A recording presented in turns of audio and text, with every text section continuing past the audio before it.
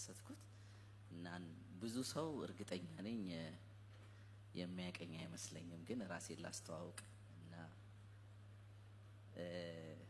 እኔም ከወደ ሐረር አካባቢ ነኝ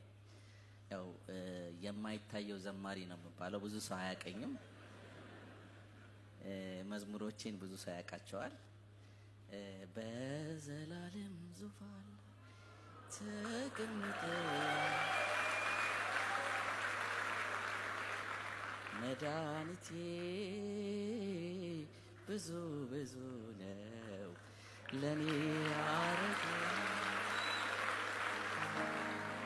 እንደገና ስም ላክብረው